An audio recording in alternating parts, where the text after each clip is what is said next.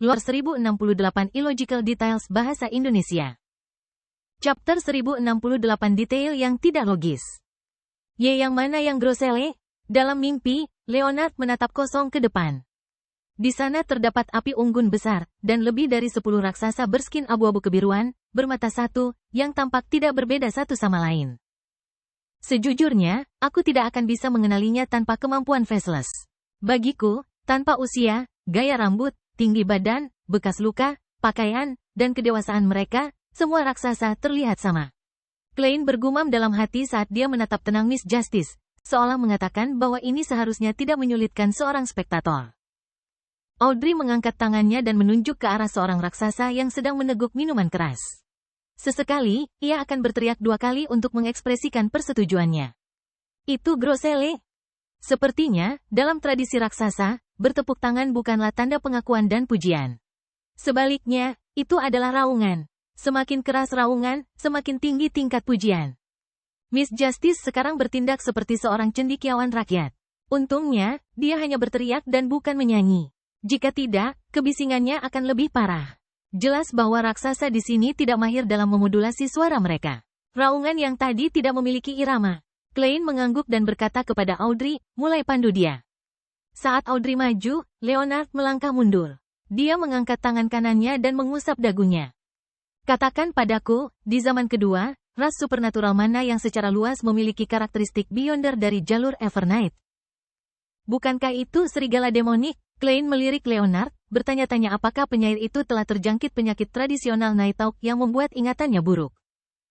Aku tahu, Leonard mempertahankan postur aslinya sambil berkata dengan ekspresi aneh, lalu bagaimana mereka berfungsi sebagai penyair tengah malam?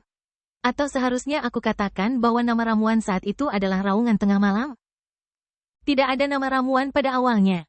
Pikiran Klein secara tidak sengaja teralihkan oleh Leonard.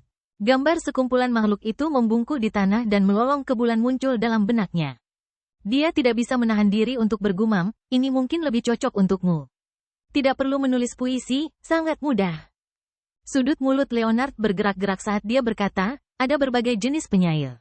Aku jenis yang menyanyi. Saat keduanya mengobrol santai, upaya panduan Audrey secara bertahap maju. Mimpi Grosele mulai menunjukkan hutan menyusut, terowongan tandus, sudut istana raja raksasa, kota fajar, dan negara emas.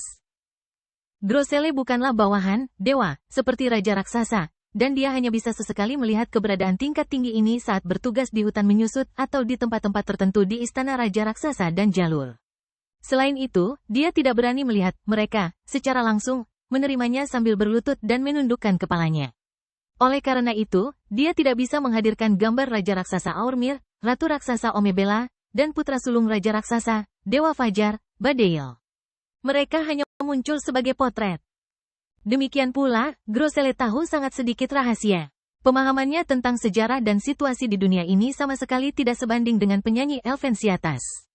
Namun, satu poin menarik adalah bahwa di istana raja raksasa dan di antara raksasa, pengkhianat, identik dengan Sonia Trim. Mereka mengklaim bahwa, keberaniannya, yang meninggalkan aliansi telah mengakibatkan kematian leluhur Samhain Lilith. Klein sangat curiga bahwa, karena temperamennya yang buruk, Sonia Trim jelas tidak mahir dalam hal-hal semacam ini. Ratu Malapetaka tampaknya mampu, tetapi masalahnya adalah apa yang dia rencanakan sangat sulit untuk disembunyikan dari suaminya, seorang dewa kuno sejati, Sonia Trim. Sebaliknya, Raja Raksasa Aurmir sebagai pengkhianat lebih masuk akal. Klein melakukan analisis kasar saat Audrey mengubah arah panduan dalam upaya membiarkan Grosele menghadirkan apapun yang pernah dilihat atau didengarnya di luar istana Raja Raksasa. Sayangnya, tak lama setelah raksasa itu meninggalkan istana raja dan melewati kota fajar sebelum tiba di negara emas, dia mendapatkan buku itu dan memasuki dalamnya. Dia tidak tahu banyak tentang gaya dan penampilan orang-orang dari berbagai daerah.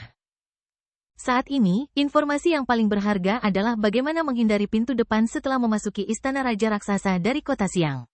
Itu melalui hutan menyusut dan terowongan tandus. Audrey mengakhiri panduan dan berjalan kembali ke sisi Klein dan Leonard. Ini sangat berguna untuk eksplorasi selanjutnya Little Sun dan rekan-rekan. Ya, kita bisa memberitahunya pada pertemuan berikutnya. Klein mengangguk. Tepat saat dia akan menyarankan agar mereka memasuki lautan kesadaran kolektif dunia buku melalui mimpi Grosele, Audrey tiba-tiba menoleh dan berkata dengan pemikiran. Ada satu detail yang tidak logis. Detail mana? Leonard dengan serius mengingat apa yang telah dia lihat dan dengar, tetapi dia tidak menemukan sesuatu yang mencurigakan. Justice Audrey melirik The World dan berkata, dalam hal bagaimana orang tua Raja Raksasa Aurmir dimakamkan di hutan menyusut, aturan bahwa hanya dewa kuno yang dapat masuk adalah tidak logis. Klein tidak menyadari bahwa ada yang salah dengan detail itu. Tetapi setelah Miss Justice menyebutkannya, dia segera memiliki beberapa ide. Dia mempertimbangkan dan berkata, ayah dan ibu Raja Raksasa setara dengan nenek moyang raksasa. Secara normal, mereka seharusnya dihormati oleh seluruh ras. Itu benar. Terlepas dari rasnya, mereka akan memiliki tingkat pemujaan tertentu terhadap nenek moyang mereka. Raksasa tidak terkecuali. Dari mimpi Grosele, para penjaga sering melakukan pengorbanan kepada nenek moyang di luar hutan menyusut.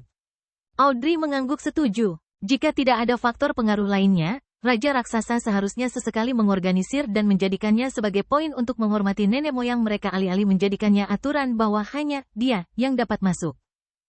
Mungkin hutan menyusut mengandung bahaya yang sangat besar. Bukankah raksasa tertua gila, kasar, dan tidak rasional? Setelah kematian mereka, mayat mereka telah merusak lingkungan dan mempengaruhi seluruh hutan. Itu bukan sesuatu yang tidak bisa dimengerti. Leonard memberikan pendapatnya. Audrey dan Klein menggelengkan kepala secara bersamaan, membantah pernyataan itu. Jika hanya bahaya atau korupsi, Ratu Raksasa Omebela dan Dewa Fajar Badail jelas bisa menahan itu. Dengan bantuan Raja Raksasa, hampir tidak ada masalah. Namun, mereka juga dilarang masuk ke hutan menyusut, bahkan dengan dewa kuno di sisi mereka. Klein menjelaskan dengan sederhana pemikirannya dan dugaan. Mungkin apa yang terkubur di dalam bukanlah orang tua Raja Raksasa Aurmir, mungkin ada rahasia lain. Itu lebih mungkin. Audrey mengangguk serius. Dia mengenakan topeng perak, dan mata hijaunya bergerak-gerak sedikit, samar-samar menunjukkan sedikit rasa ingin tahu. Jika itu yang terjadi, rahasia apa yang tidak bisa diketahui oleh istrinya, anaknya, dewa-dewa bawahan, atau anggota ras yang sama? Itu cukup menarik. Leonard tersenyum sambil membiarkan pikirannya melayang. Setelah putaran diskusi lainnya, ketiganya memanfaatkan waktu untuk memasuki istana Raja Raksasa melalui terowongan tandus dan memasuki tempat yang beku di tengah. Matahari terbenam. Menurut pengalaman Klein, ini sebenarnya adalah jalan menuju perbatasan mimpi Grosele. Kali ini, tidak perlu baginya untuk mengaktifkan Creeping Hunger dan menggunakan kekuatan zombie untuk membuka pintu berat ke tempat penjaga raksasa. Audrey langsung mempengaruhi mimpi dan membuat pintu itu terbuka seperti selembar kertas. Karena Unsa Dowet Crucifix, Klein tidak dapat mengenakan sarung tangan kulit manusia. Di luar pintu adalah dunia yang kabur. Tidak ada lagi pemandangan istana Raja Raksasa di depan mereka, tetapi sebuah tebing. Setelah pertukaran singkat tentang berbagai situasi yang bisa terjadi di lautan kesadaran kolektif, Audrey membuat sebuah tangga muncul di tepi tebing. Tangga itu berputar, tenggelam dalam dunia pikiran yang gelap, kabur, sunyi, dan tanpa dasar. Ketiga mereka tidak menunda dan melangkah ke tangga dan berjalan turun. Dalam lingkungan sepi yang bisa membuat seseorang gila ini, Audrey menggunakan placate beberapa kali setiap kali mereka menempuh jarak tertentu. Ini bukan hanya untuk menenangkan Klein, Leonard, dan dirinya sendiri, tetapi juga untuk menenangkan tebing abu-abu putih, subconscious Grosele. Ini untuk mencegahnya menyebabkan keributan yang akan mencemari astral projection dan body of heart and mind mereka. Banyak telapak raksasa yang membusuk yang aku temui, terakhir kali tidak muncul.